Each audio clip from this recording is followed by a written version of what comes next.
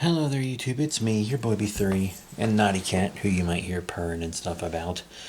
Back with another kicking, you guessed it, graphic novel review. I recently reread Immortal Hulk, and I've just been reading through a ton of Hulk stuff. I just love the Hulk. So today, we are looking at Savage Hulk, Volume 1, The Man Within.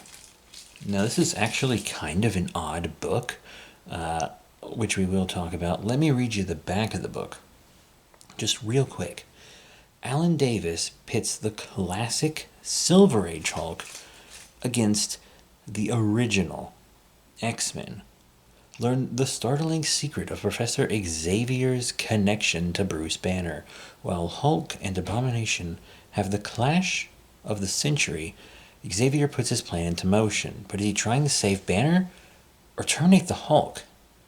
Or both? And Xavier isn't the only one with far-reaching plans, as the leader makes his presence known. With the Hulk trapped in an unbelievable place and the X-Men under lock and key, who or what is the newest Gamma-powered Goliath? It's robots, mutants, and Hulks. Oh my! Also featuring a blast from the Silver Age past, the Hulk's first encounter with the X-Men from the swingin' 60s. 66, I believe. Rated T for Teen from Marvel Comics, collecting Savage Hulk 1 through 4, written and illustrated by Alex Davis, plus the classic X-Men 1963, number 66. Oh, okay. The number was 66, the year was 63. Alright, cool. Now, let's get into this. It's actually kind of weird. So there is a little read up in the pack, and not the pack, the front, which basically tells you who the Hulk and X-Men are.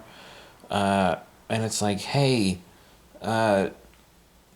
this is like a sequel to an old X-Men comic. Here's a brief rundown of that comic. There's part of me that's like, if they were going to print that comic in this, shouldn't they have had that comic in the front so you could read it and then this kind of sequel to it in a way? And it's like, no, it's in the back, which I also get because it might confuse people that a comic from the 60s is in the front, because a lot of people are probably just going to skip that intro page and just go into this a little blind. But this book's writing style is a little antiquated. It's not written exactly like a Silver Age comic would be, but a lot of the dialogue and the pacing and things are very Silver Age. So, if you want something more modern, this might not be for you. This is clearly like kind of a throwback book. The leader observes Bruce Banner talking to the X-Men, and he has his robots like follow him and stuff. Hulk is getting attacked by the military after Banner kind of tricks him into helping Professor Xavier wake up from a coma. And Xavier's like, oh geez, I really owe Bruce Banner, and I want to help him get rid of the Hulk because, yikes, that's a fate worse than death. But there's kind of like this old retired couple that sees Bruce Banner scrounging for clothes in the dumpster, and they're like, oh, hey, come to our trailer. They're like the kind of camper traveling retired couple. They're like, hey, come get some food. You clearly need some food. Come get some food and have some companionship. And it's actually very nice of them. And luckily, their camper isn't destroyed by the Hulk like I thought it would be. When Bruce transforms, they're actually able to get away, it seems. But the Abomination shows up because gamma tracking missiles are following Abomination, so he has to fight the X-Men, which is very interesting. But Hulk jumps in and, of course, kicks Abomination's ass. Pretty cool. But unfortunately, it does cause a lot of destruction.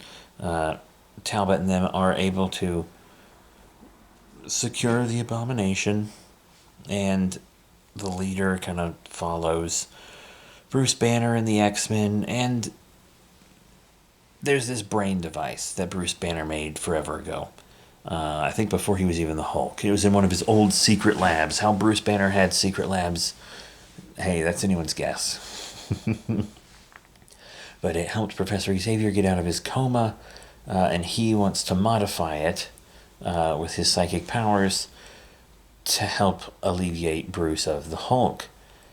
And somehow it transfers that gamma energy into Jean Grey, who hulks out.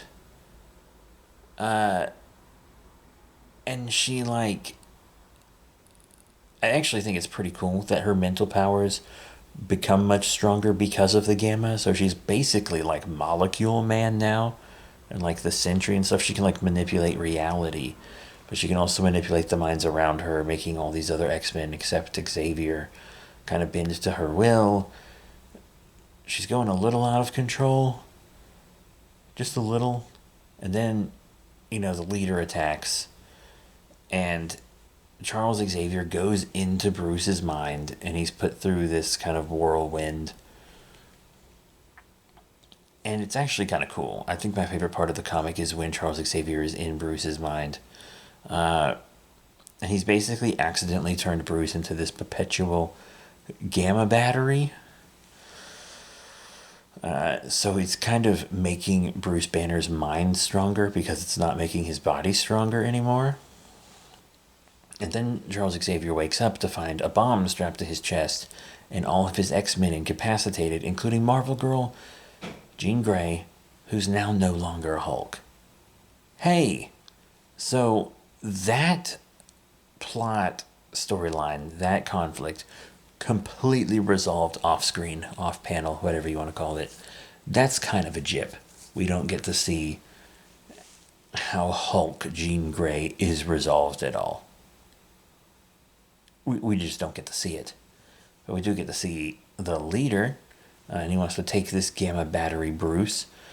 But Bruce is able to turn into the Hulk eventually. The process that made him stop it eventually no longer works, and he hulks out. But he's not just super strong Hulk. It seems Bruce's mind is in control, and he also has now a big head like the leader. He has psychic Hulk powers as well. So he's kind of got the best of the leader and the best of Savage Hulk. So he has all these like gamma psi bolts and stuff. He's become really smart, but he does end up axing it and losing that mental ability and reverting back to Savage Hulk, who ends up not fighting the X-Men again and running off. Now, remember, this is a sequel to X-Men number 66 from 1963, where they're all worried about Professor Xavier, and they want to get him out of his coma, and they have to go to Bruce Banner to get the device that will set him free, but they have to fight the Hulk first, and Marvel Girl is able to use her mind powers to calm the Hulk and revert him back to Bruce Banner. And of course we see the military attacking the Hulk and being very prejudiced towards the X-Men as well. But Banner seems to be able to subconsciously lead the Hulk to the device that the X-Men need, and they end up curing Charles Xavier.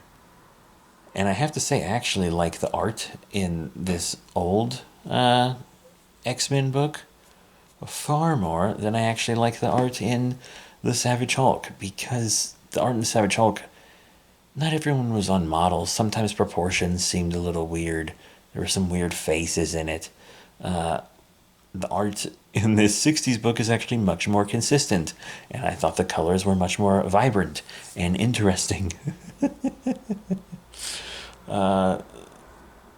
Which I hate to say, but this old X-Men issue is by Stanley Roy Thomas, Sal Buscema, Sam Gragliner, and Artie Simek. Is that right? Does that all sound right?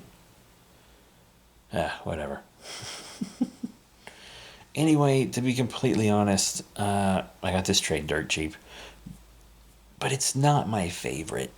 I mean, if you get it, I recommend reading the X-Men issue in the back first and then the actual Savage Hulk stuff, because it's a sequel to an issue, but you don't get to read that issue until you've already read the sequel. So it is a little confused. I was a little confused going right into it, even with the read up at the beginning. I was like, okay, yeah, like I saw that, but that doesn't really. I still don't have all the details here. So yeah, definitely read the X-Men issue in the very back first, and then read the Hulk comic. But to be completely honest, this wasn't my favorite. Like, if you like Silver Age stuff, and want something modern that kind of feels Silver Agey, this accomplishes that. The art doesn't feel very Silver Age, but the writing feels very Silver Age. The pacing's not the best, but hey, the pacing wasn't the best in the Silver Age either. So that's it for Savage Hulk Volume 1, The Man Within. Thank you all very much for your support. Remember to rate, comment, and subscribe. Check out all the cool links in the description below. Facebook, Twitter, etc. As in, and I'll see you all next time. Bye for now.